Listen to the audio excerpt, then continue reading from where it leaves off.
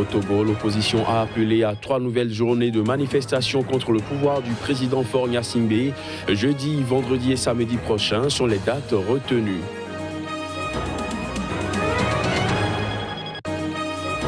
En Centrafrique, la journée de dimanche a été secouée par divers incidents de représailles après l'attaque à la grenade survenue samedi contre un café de Bangui. Bilan, 8 morts et une vingtaine de blessés. Et puis, élection du nouveau président de la République du Somaliland, le président sortant, qui ne se représente pas, espère poursuivre une transition démocratique qui tranche avec l'instabilité de la Somalie voisine.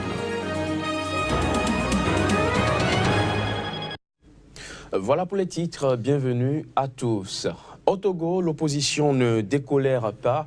Elle a appelé dimanche soir à 3 nouvelles journées de manifestation contre le pouvoir du président Faure Gnassingbé qui fait face depuis près de 3 mois à une contestation populaire dans tout le pays. Jeudi, vendredi et samedi prochains sont les dates retenues. Les leaders de l'opposition avaient par ailleurs déclaré leur ferme intention de se rendre à Sokodé, Bafilo et Mango, 3 villes du nord du pays, théâtre de violents affrontements entre forces de l'ordre et manifestants depuis fin août. Ceci malgré une notification du gouvernement qui aurait dit ne pas accepter cette visite de l'opposition dans ces 3 villes. Au Bénin, les réactions se multiplient au sujet de l'affaire CNSS relative au placement à risque de fonds de la Caisse nationale de sécurité sociale à la BIBE, une banque en difficulté au moment des faits. Après certains syndicats, le principal mis en cause, Laurent Métognon, peut désormais compter sur son parti politique, le PCB. La position du Parti communiste du Bénin sur ce dossier avec son premier secrétaire général, Philippe Noudjem. On l'écoute.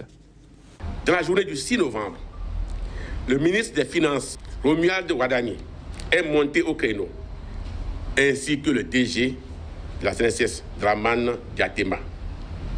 Pour pourfendre cette fois-ci le coupable, il est pour le mode curieux que M. le ministre des Finances, Romuald Wadani, le même qui a introduit le dossier en Conseil des ministres, se trompe même sur le montant des placements. Et le Conseil des ministres parle de plus de 17 milliards. Lui, dans son show télévisé, il donne le chiffre de 16 milliards. En fait, il revient à la réalité. Mais qu'est-ce qui les obligeait à aller donner un chiffre faux? Est-ce l'empressement de la condamnation de Laurent Métognon? Plus encore, et c'est là le plus grave et plus pitoyable, qu'est-ce qui oblige le ministre des Finances à devoir intervenir sur un dossier dont on dit qu'il est désormais au maître de la justice par le garde des Sceaux? Stop aux provocations. Le camarade Météo Laurent, je le dis ici, est un de nos militants intrépides qui a toujours porté et relevé l'étendard de la probité des libertés. Il ne tolérera pas, il ne tolérera aucune atteinte à sa personne et à sa liberté. En Centrafrique, la journée de dimanche a été secouée par divers incidents de représailles après l'attaque à la grenade survenue samedi soir contre un café de Bangui. Le bilan des 2 journées est d'au moins 8 morts et une vingtaine de blessés. L'attaque est survenue lors d'un concert qui était censé prêcher la paix et la réconciliation dans un bar à la frontière du PK5, le quartier musulman de la capitale, et le quartier voisin de Miskine. Ces 2 quartiers rivaux où se sont déroulés les plus violents combats entre communautés depuis le début de la crise avaient enterré la hache de guerre depuis plusieurs mois. Il s'agit donc des premières violences significatives dans la capitale centrafricaine depuis début 2017.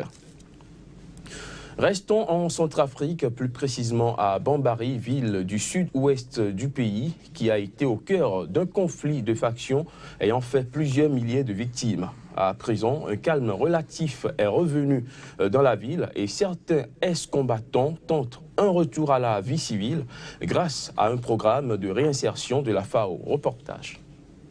Richard a troqué les armes pour les outils agricoles. Pendant 5 ans, il était une figure locale importante des anti-Balaka, ces milices dites d'autodéfense, majoritairement chrétiennes, en guerre contre les ex-Séléka, des groupes armés qui affirment protéger la minorité musulmane en Centrafrique. Depuis le cessez-le-feu signé en mai dernier, sa ville, Bambari, a retrouvé une paix relative. L'occasion pour Richard et ses hommes de tenter de passer à autre chose. J'étais agriculteur au moment où ma mère et mon père sont décédés. C'était leur moyen pour nous nourrir. On a grandi là-dedans. C'est pour ça que l'idée m'est revenue. Mes jeunes frères, je veux leur dire que nous avons beaucoup trop souffert. Notre pays a beaucoup reculé. Ça ne sert à rien de prendre les armes. Une arme, ça ne se mange pas. La ferme de Richard s'inscrit dans le vaste chantier du plan DDR, désarmement, démobilisation, réinsertion, lancé par l'ONU et le gouvernement centrafricain en septembre 2017. Des combattants démobilisés fabriquent du savon. Des femmes musulmanes et chrétiennes se sont rassemblées en coopérative. À ce stade, le projet pilote concerne 3000 bénéficiaires, dont 1300 à Bambari. On va donner à ces jeunes des kits d'installation, des kits agricoles, j'entends par là, pour pouvoir permettre la mise en pratique des connaissances théoriques qu'ils auront apprises lors des séances de formation. Les autorités centrafricaines sont venues visiter les projets de démobilisation à Bambari, vitrine de la paix dans le sud-ouest du pays. Mais dans les régions avoisinantes, la situation reste très tendue. Sur l'axe Bambari-Bria, c'est une zone où l'instabilité, où la stabilité peut être mise à mal. Il y a effectivement des déplacements d'hommes armés. Depuis 2004, les guerres civiles en Centrafrique ont fait plusieurs milliers de victimes et dans une ville qui se relève difficilement de 5 ans de conflit, le succès de ce programme va dépendre du maintien de la paix, déjà menacée par les tensions entre groupes armés. Élection ce lundi du nouveau président de la République autoproclamée du Somaliland dans le nord de la Somalie. Le président sortant ne se représente pas. Il espère poursuivre une transition démocratique qui tranche avec l'instabilité de l'État voisin de la Somalie. Les détails. Le président sortant du Somaliland, Ahmed Mohamed Silanyo, a décidé de ne pas se représenter à la fin de son unique mandat. 3 hommes sont alors en lice dans cette petite république semi-désertique de près de 4 millions d'habitants. Le Somaliland est plus homogène sur le plan clanique et surstable que le reste de la Somalie. Ancienne Somalie britannique, il a fusionné avec l'ancienne Somalie italienne à l'indépendance du pays en 1960. Puis, il a fait sécession de la Somalie et s'est autoproclamé indépendant en 1991 après la chute de l'autocrate Siad Barre qui allait plonger la Somalie dans la guerre. Le Somaliland n'est officiellement reconnu par aucun pays et est toujours considéré comme la communauté internationale comme partie intégrante de la Somalie. La présidentielle y a lieu tous les 5 ans, mais celle-ci a été retardée depuis 2 ans à cause de la sécheresse. La campagne électorale s'est achevée vendredi et quelques 700 000 votants sont appelés aux urnes. La Commission électorale nationale a assuré qu'un système de vote biométrique avec reconnaissance de l'œil des votants sera utilisé pour la première fois. Les 2 dernières présidentielles dans ce pays, à peine plus grand que la Grèce, avaient été jugées démocratiques.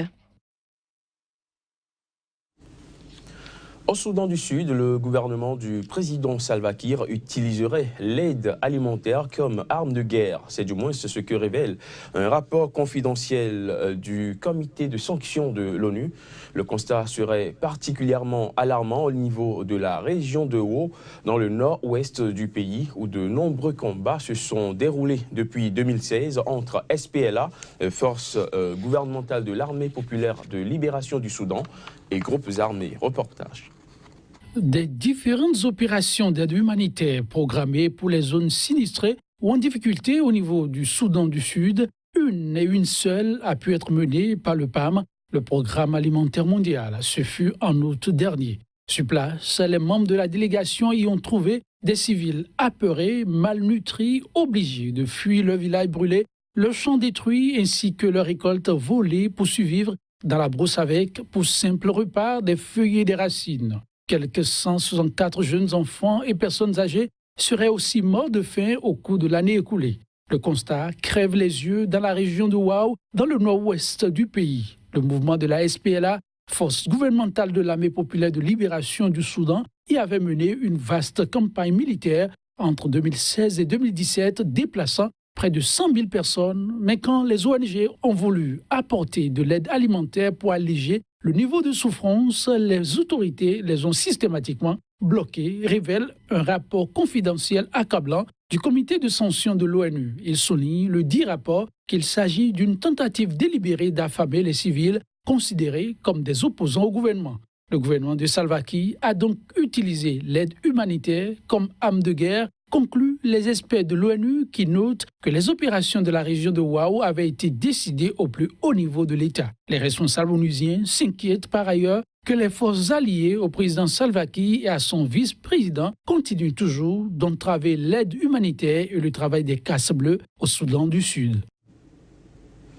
Une note de culture dans cette édition. En Côte d'Ivoire, l'Institut national supérieur des arts et de l'action culturelle INSAC fait peau neuve. De nombreux artistes africains de renom y sont passés. Le but est à présent de contribuer à la richesse nationale tirée du cacao. Les images. Première économie de l'UEMOA, la Côte d'Ivoire ne tire pas de dividendes de ses productions culturelles qui dominent pourtant ce marché de 90 millions d'habitants. Mais à présent, le gouvernement a pris conscience de l'ampleur de l'économie culturelle et du niveau d'employabilité qu'offre le secteur des arts et de la culture. Car, comme le dit l'écrivain et journaliste ivoirien Alpha Yaya Soumaoro, la culture ne devrait pas être la dernière roue de la charrette. On dit souvent que la musique ne s'apprend pas forcément dans les livres, c'est vrai, mais de nos jours en 2017, c'est indispensable d'apprendre dans les livres parce qu'il y a certaines techniques qu'on n'apprend pas forcément de soi-même. Voilà, donc il faut venir à l'école, apprendre certaines techniques et ajouter à ce qu'on sait déjà. Ça fait déjà un plus par rapport à quelqu'un qui n'a pas appris à l'école. La musique a toujours été une passion pour moi.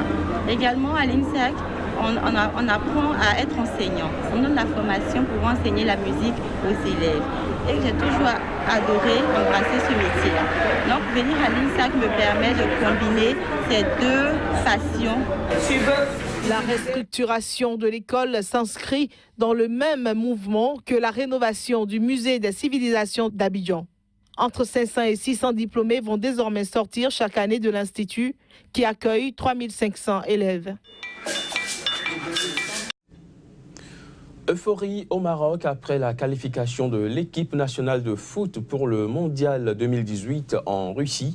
2-0 face à la Côte d'Ivoire. C'est le score qui a sanctionné le dernier match comptant pour les éliminatoires. Un rassemblement de supporters célébrant la qualification a également donné lieu à des échauffourées samedi soir dans le centre de Bruxelles. Les images. Grâce à leurs 2 cartons contre le Mali, 6-0 et le Gabon 3-0, les Lions de l'Atlas n'avaient besoin que d'un nul samedi pour s'envoler en Russie. Ils ont finalement décroché leur ticket avec grâce en dominant la Côte d'Ivoire sur des buts de Dirar et Benatia. La sélection marocaine peut aussi se targuer d'être la seule à ne pas avoir encaissé le moindre but durant les éliminatoires du Mondial 2018 de football.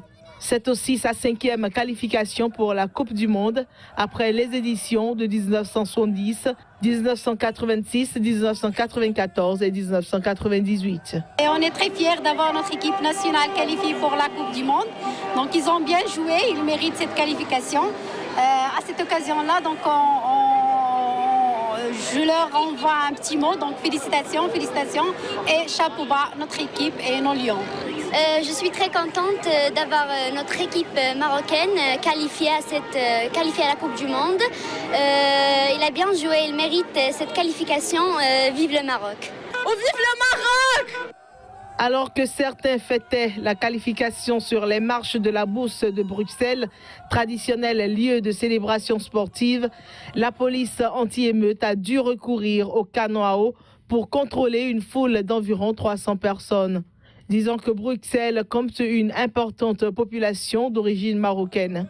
À Casablanca, des milliers de supporters ont investi les principales artères de la ville pour fêter cette qualification. Le roi du Maroc, Mohamed VI, n'a lui aussi pas manqué de féliciter chaleureusement les Lions de l'Atlas.